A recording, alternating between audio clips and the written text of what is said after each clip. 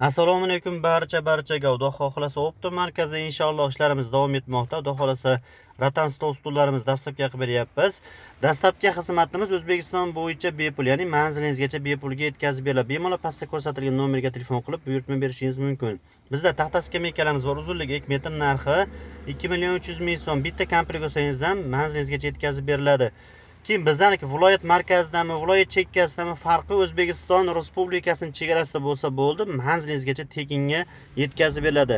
Ratan stol stullarimizda ham narxi 2.400.000 dan boshlanadi, vakuumlargacha bor. Rezinalar o'ta qalin lola kreslolar narxi 850.000 so'mdan boshlanadi. Oynalari kalyonli bo'ladi.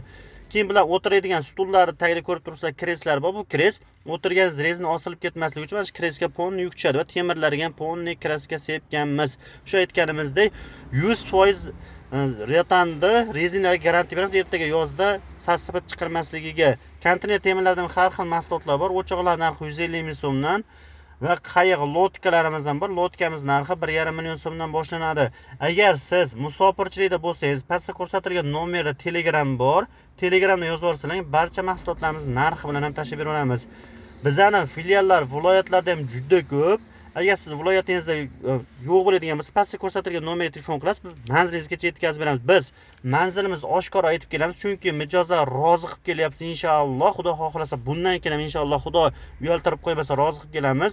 Bemalol tashrif buyurasiz. Bu manzilimiz Jizzax viloyat, Jizzax shahar. O'sha voqaga o'tadigan katta trassa tarafdan kelganingizda ko'rib turibsizlar betonka. O'ng tarafda o'sha Osiyo bozoridan shuni tushganingiz, o'ng tarafda 500 metr katta qilib Optim markaz deb yozib qo'yilgan.